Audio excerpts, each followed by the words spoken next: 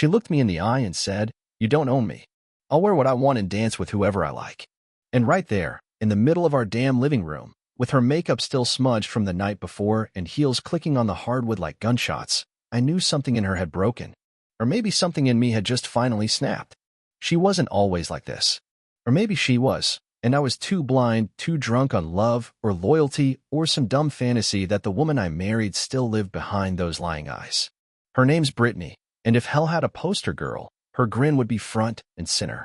I'm Jason, 38, construction company owner, proud father of none, and as of last Friday, officially the guy who got played like a damn fool. I came home from a 3-day job out in Harrisburg, smelling like sawdust and diesel, dreaming of a hot shower and a cold beer. But instead, I walked into a nightclub. In my house. Lights dimmed, bass still trembling through the walls, and Brittany, my wife, was slow dancing in our living room with some shaved head punk in a leather jacket. And not the kind of slow dance you see in prom photos. The kind where her hand was under his shirt, and his lips were brushing her neck like they owned the place. My place. I froze. No rage. No shouting. Just a long, raw silence that cut deeper than any scream. The guy noticed me first. He stepped back, smirked like he was doing me a favor, and walked past me without a word, like I was the intruder. I didn't stop him. My eyes were on her. She didn't flinch. She didn't cry or apologize or even pretend to care. She grabbed her purse like she had a meeting to catch and said it. That line. "You don't own me. I'll wear what I want and dance with whoever I like." She walked out with him. Left the door swinging. Her perfume still lingered in the hallway when I sat down on the couch they were just grinding on. I didn't sleep that night. My hands shook. My head buzzed. I kept thinking maybe this was a mistake. Maybe I was dreaming. But the imprint of her lipstick on a glass by the sink was still there. The condom wrapper in the trash wasn't even buried. And the scent in our sheets? It sure as hell wasn't mine. Saturday came. Then Sunday. No calls. No texts. Brittany had vanished.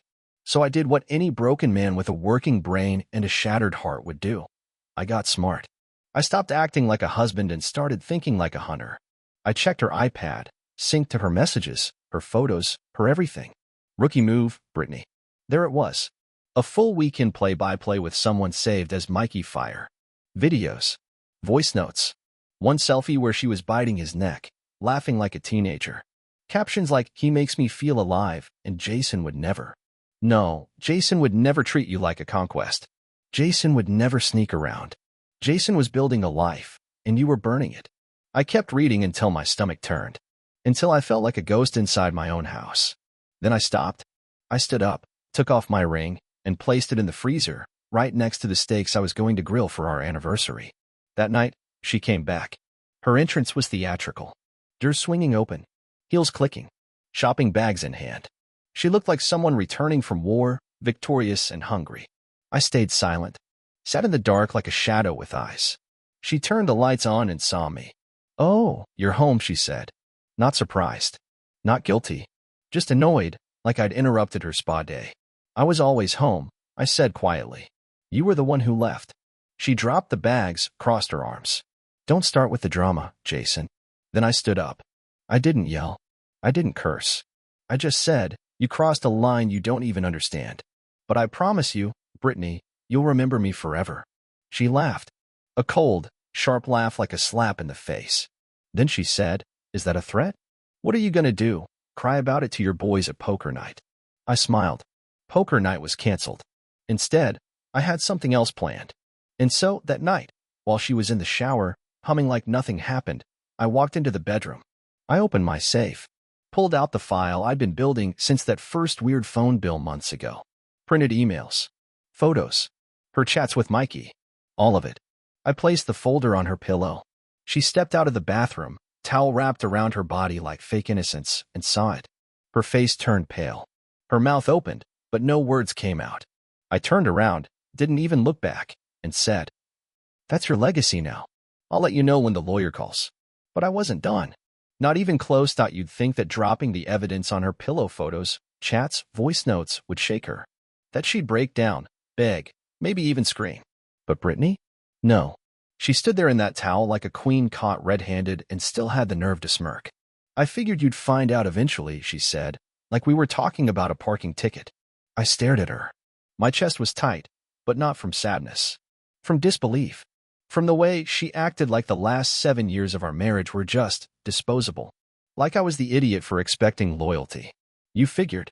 I asked, stepping closer. And what? Decided to see how far you could push it. She dropped the towel. Not from shame. From power. As if flaunting her body would shut me up. But I wasn't that guy anymore. Not after what I read. Not after I saw the photo of her in that red lace set, the one I bought her, straddling Mikey on what looked like the hood of his car. I walked past her, grabbed my keys, and said, "Don't be here when I come back." She laughed. "Where are you gonna go, Jason? Run crying to your brother's place?" That hit a nerve. She knew my brother and I weren't close. That was her thing, using every weak spot like a scalpel. I didn't give her the satisfaction of a response. I got in my truck, engine growling like it understood my mood, and just drove. Nowhere specific. Just away. Past the gas station where we used to stop for slushies after long drives. Past the diner where I first told her I loved her. And somewhere between all those memories, I realized they meant nothing to her. Every moment I treasured, she probably rewrote it all in her head. Erased the love, replaced it with convenience. I parked by an overlook. Stars above, city lights below. And there, with my head against the steering wheel, I finally let the rage burn out. What replaced it wasn't sadness. It was clarity. She didn't just cheat. She demolished trust. Humiliated me. Laughed in my face. That wasn't a mistake. That was war. I stayed out until sunrise. When I came home, the house was dark. Quiet. Her bags were gone. No note. No apology. Just silence and that faint scent of her perfume, vanilla and betrayal. I walked into the bedroom, half expecting her to still be there, ready with some twisted explanation. But the bed was cold. The folder was gone. And on the mirror, written in lipstick, were the words, "You can't control me." She really believed this was about control. As if asking for basic respect made me some kind of tyrant. The next few days were strange. She didn't call. Didn't show up. I blocked her everywhere, but I knew if she really wanted to talk, she'd find a way. She didn't. Instead, I started getting calls from friends. "Hey, man, you okay? You guys split. I saw her at the Grove last night, with some guy." Didn't want to say anything, but turns out she wasn't hiding. She was parading. Like a peacock in heat, flashing her new toy around town. And that's when I realized, she wanted me to see it. She wanted me to hurt. She wasn't just cheating. She was performing. But here's the thing about performers, they always think they're in control of the stage. They never expect the lights to go out mid-act. So I started preparing. Quietly. Strategically. I called a lawyer. A real shark. Told him everything. Gathered finances. Closed joint accounts. Canceled her access to the cards. Put the house deed in motion. It was in my name before the marriage.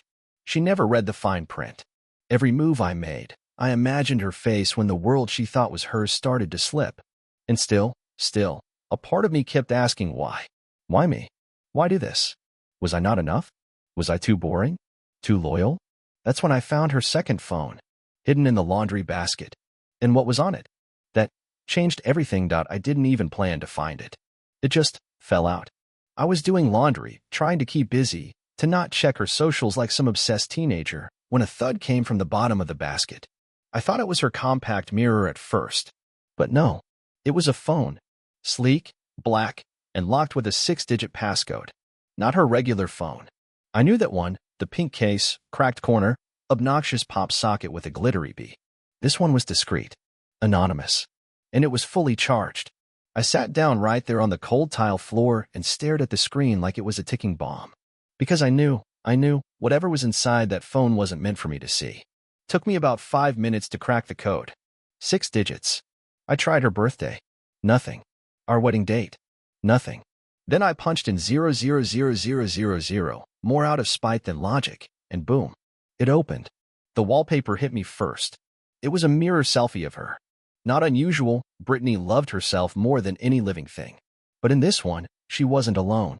A man's hand was cupping her waist from behind. Shirtless. Tattooed. Holding her like she was his prize. I felt a lump in my throat. My hands clenched. The gallery was a sewer of betrayal. Photos. Videos. Screenshots of text with her friends. Things like, "Jason thinks I'm at yoga face with tears of joy. He's so easy to manipulate. Can't wait to ride Mikey again tonight smirking face. It wasn't just cheating. It was premeditated, coordinated humiliation. Her friends were in on it, laughing behind my back, helping her lie. There was even a group chat named Freedom Squad, her, two of her girlfriends, and Mikey. One message from Brittany read, "If I play this right, I get the house and the alimony. Mikey says I need to push Jason over the edge, make him snap. Lawyers will eat it up." My vision blurred. She wasn't just done with me, she was planning to destroy me. That's when it clicked. The dancing with Mikey in the living room. The lipstick message on the mirror. The silent treatment. It was all bait. She wanted me to go crazy. To hit her. To scream. To lose control. She was building a case, a narrative. Sweet Brittany, trapped with the abusive husband. Mikey the savior. I set the phone down and stared at it like it was on fire. And maybe it was a fire that burned through the last pieces of who I thought I was. I wasn't just hurt anymore. I was done being the nice guy. So I made a plan. First, I made copies of everything. Synced it all to a private cloud. Sent myself backups. I wasn't going to destroy the evidence. I was going to use it. Then I started watching. Not Brittany. Her friends. Jessica, the one who always laughed too loud. Kendra, the one who flirted with me after 2 glasses of wine. And Mikey, the big shot with tribal tattoos and a rental BMW. I followed them online. Checked their posts. Their locations. Their patterns. And then I saw something that made my blood run cold. A video on Mikey's private story. Someone must have accidentally added me. It was short, shaky, probably drunk, but clear enough. Brittany, wearing my hoodie, straddling Mikey on a couch I recognized. Not his couch. My couch. That was my living room. She'd brought him back. Again. After I told her to leave. After I told her I was done. That night, while I was driving to clear my head, she brought that scumbag into my home like a trophy, marking her territory, laughing in the face of everything we had. And that was it. I didn't cry. I didn't shout. I just stood up, grabbed the safe key, and opened the drawer I swore I'd never touch again. Inside was a little black box. The kind you only open when everything's gone to hell. The box wasn't big. Just a square container with a worn leather top and a silver clasp that clicked like a pistol when I opened it. Inside, a flash drive, a burner phone, and an old notebook with dog-eared pages and ink-stained secrets. I hadn't touched it since before the marriage. Back when I was dealing with something darker, my father's business partners, debt collectors, the kind of men who smile with knives behind their backs. The box was my just in case. And now is the case. First, I uploaded everything from Brittany's second phone to the flash drive, photos, chats, videos. I added a few voice recordings from my house's security system, too. You see, I installed those cams after she forgot to lock the door one night and lied about where she was. She never knew they had audio. Next, I took the burner phone and sent a single message to a man I hadn't contacted in 5 years. His name was Derek, and back in the day, he specialized in creative solutions. He didn't ask questions. He just responded with one word. Meet. That was all I needed. But before I left, I walked into the living room, my living room, and looked around. Everything looked so normal. Our wedding photo on the wall. Her stupid scented candles still burning. The couch. The same damn couch where she let Mikey paw at her like a drunk teenager at prom. I sat down. Let my fingers run along the fabric. Felt the ghost of her betrayal pressed into the cushions. And then I poured gasoline on it. No, not literally. Not yet. I took out my phone and called Brittany's favorite designer consignment store. Told them I'd be dropping off a dozen of her bags, all authentic, barely used. Told them I'd take store credit. Then I went to her closet and started pulling. Chanel, Louis Vuitton, Prada. Every gift I ever gave her, every piece of leather or silk she used to flash her fake happiness to the world, gone. I didn't burn it. I sold it. That was going to pay for something better. By the time I met Derek, it was after midnight. We sat in a corner booth at a diner on 4th Street, surrounded by flickering neon and the smell of old fries. He looked the same. Heavy eyes, slow voice, always chewing a toothpick. You look like you've been run over by a marriage, he said, nodding toward my tired face. Something like that, I muttered, handing him the flash drive. He slid it into his pocket without a word. I want her exposed. Publicly. I want the whole city to see what she is. I want the friends, the guy, all of it. Burn the fantasy. He didn't blink.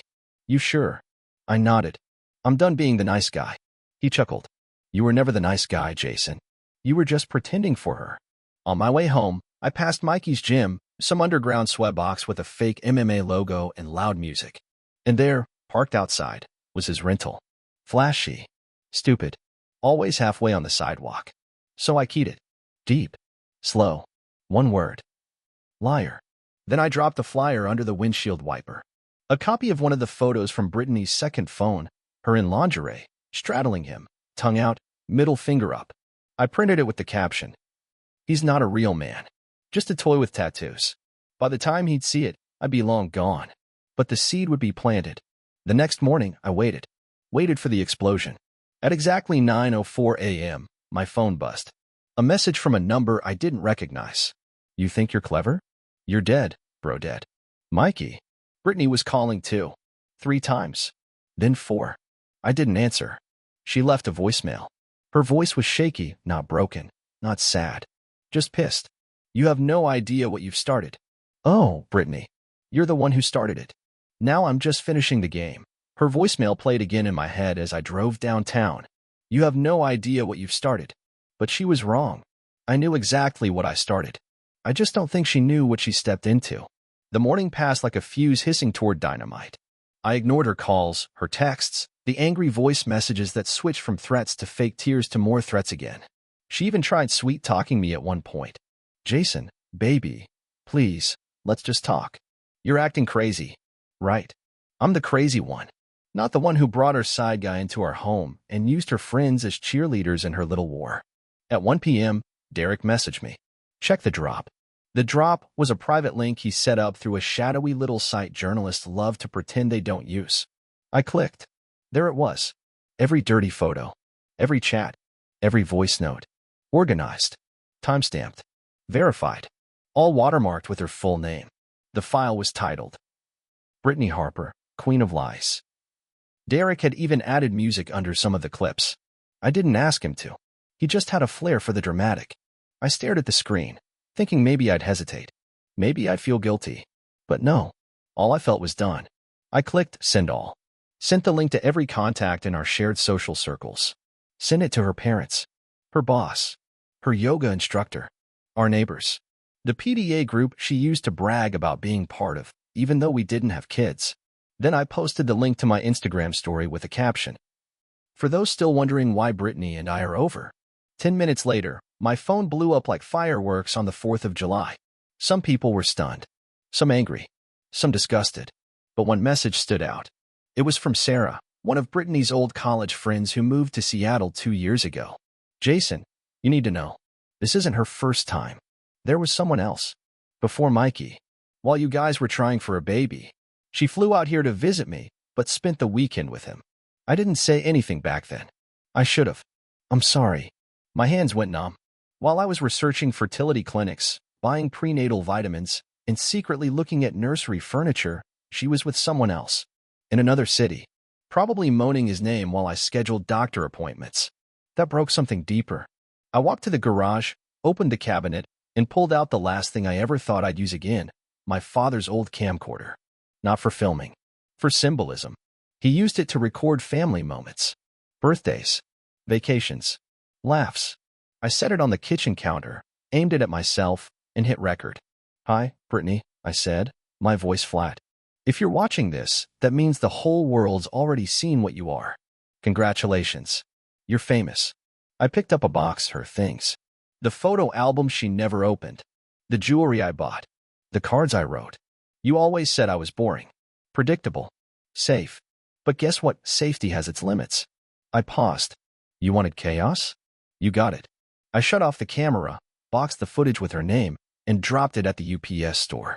Overnight delivery. No return address. Then I went home, poured a drink, and waited. At 6:47 p.m., she showed up, pounding the door like a madwoman, screaming my name, her voice shrill and cracking. I opened it slowly. She stormed in, mascara running, fist clenched. You ruined me. No, I said calmly. You ruined you. I just opened the curtains. She slapped me. Hard. I took it. Didn't move. She screamed again. You think this is over? You think you won? I stepped closer. I haven't even started. Her eyes widened. That was the moment she realized. She picked the wrong man to betray. She stood there, breath heaving, face twisted in some manic cocktail of rage, fear, and disbelief. The slap still echoed in the room. Her hand trembled, but I didn't flinch. I should call the police, she hissed, backing toward the kitchen like she suddenly needed distance. This is harassment. You shared private stuff. That's illegal. I laughed, not because it was funny, but because it was pathetic. You know what's illegal, Brittany? Fraud, manipulation, attempted defamation. I have you recorded saying you wanted to make me snap so you could take me down in court. And guess what? You failed.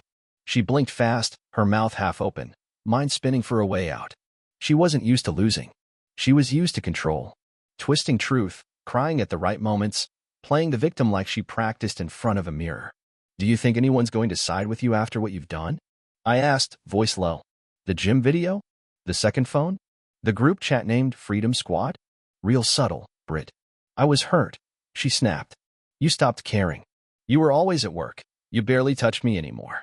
I needed to feel something. I stepped closer. So you felt it? With him? On our couch? In my hoodie? That how you measure love now, by how risky it feels. She looked like she wanted to hit me again, but didn't dare. Her pride was cracking.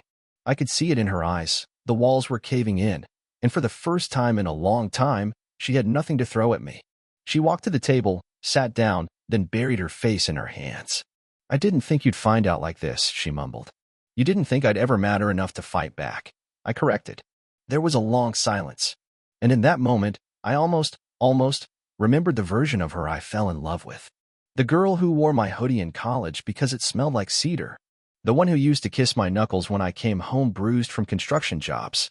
But that girl was long gone. This thing in front of me? This manipulative, selfish shell? She killed the woman I married. I have nowhere to go, she said suddenly. He kicked me out. Said I was bad for his brand after your little expose.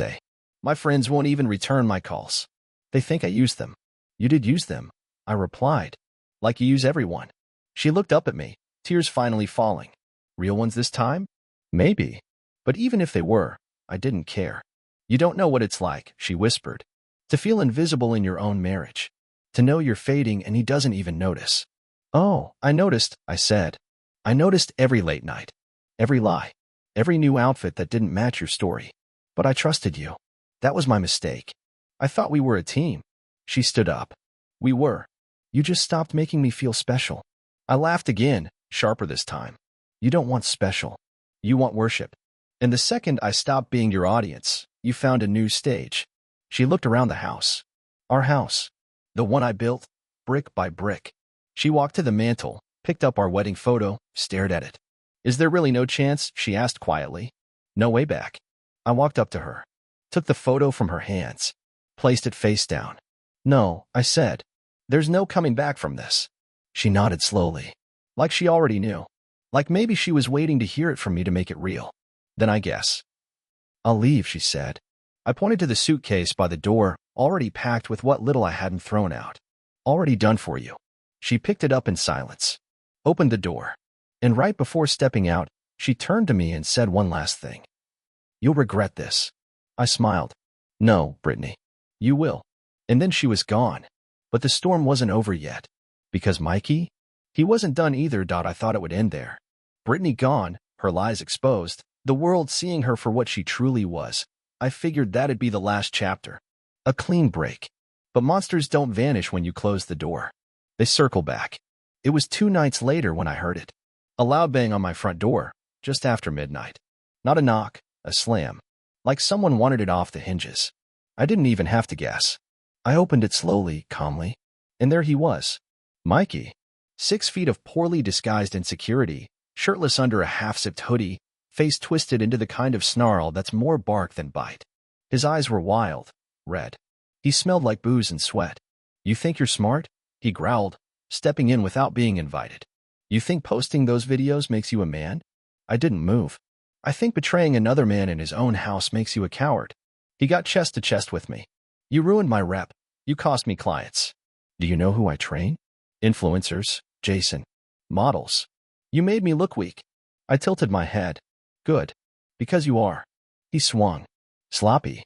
Drunken. I ducked, shoved him back into the wall. A picture frame crashed to the floor. I don't want to fight you, I said. But I will. He caught his breath, then laughed, but it was hollow. She said you'd crack. Said you'd lose it. Guess she was wrong. Oh, she was right about one thing, I said, stepping closer. I did crack. Just not the way she hoped. He blinked, unsure what that meant. She used you, I continued. She wanted to make me the villain. You were just the tool. A body to grind on while she built her escape route. His fists clenched. That's not true. I reached behind the table, pulled out the printed messages, tossed them at his feet. Read them. She called you Plan B.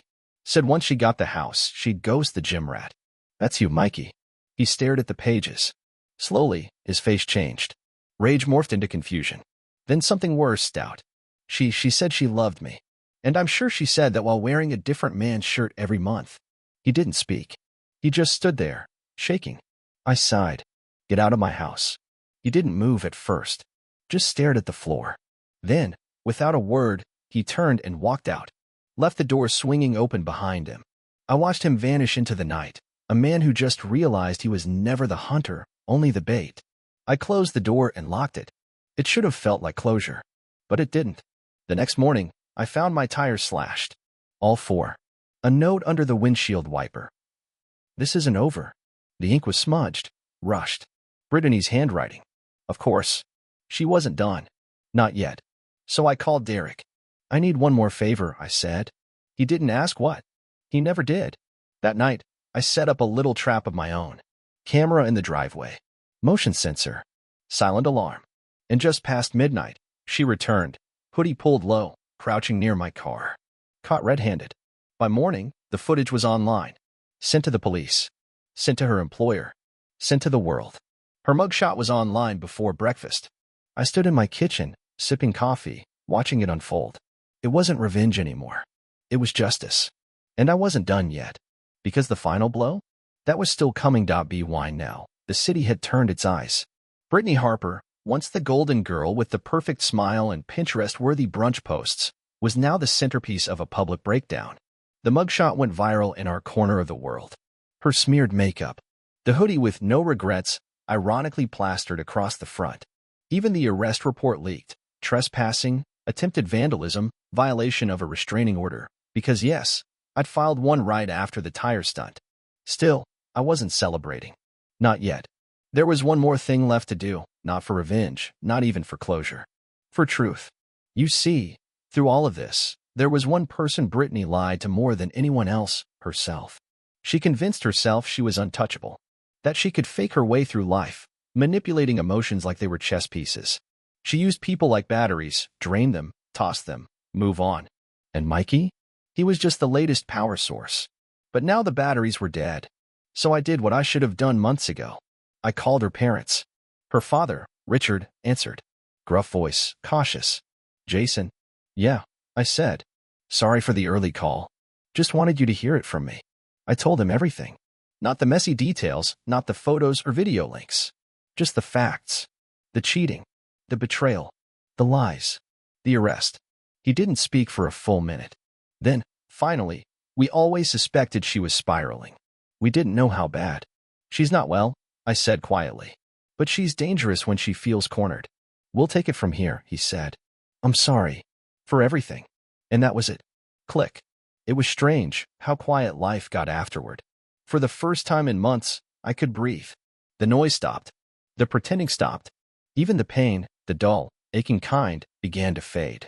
I started rebuilding. But the locks changed. Repainted the bedroom.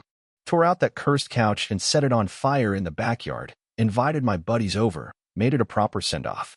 We drank whiskey and watched it burn, cheering like fans at a football game. I swear, my friend Troy said, lifting his glass, if I ever get married, and she even thinks about pulling what Brittany did.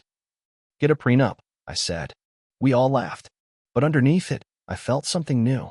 Not just relief. Freedom. Weeks passed. Brittany's name slowly disappeared from group chats. Her friends dropped off the map. Mikey vanished from social media altogether. Derek told me the gym had shut down, rumors of lawsuits, bad press, and a furious investor pulling funding. Good. She tried to destroy me. And in the end, destroyed herself. But here's the part no one tells you about survival. It isn't glamorous. It's quiet. It's drinking coffee alone at 6 a.m. without shaking. It's walking past the old wedding photo and not feeling anything anymore. It's waking up one day and realizing you didn't think about her once. That's how I knew I'd won. Not because I ruined her, but because I reclaimed me. So here's my advice to the men out there who feel something's off, who keep making excuses for the lies, who see red flags and call them roses. Trust your gut. Don't let anyone convince you that love means losing yourself. And when the mask falls off, don't look away. Because once a person shows you who they really are, believe them. Now, I'm not bitter. I'm not angry. I'm just finally free. And if she ever tries to crawl back, well, I'll be too far ahead to even hear her footsteps.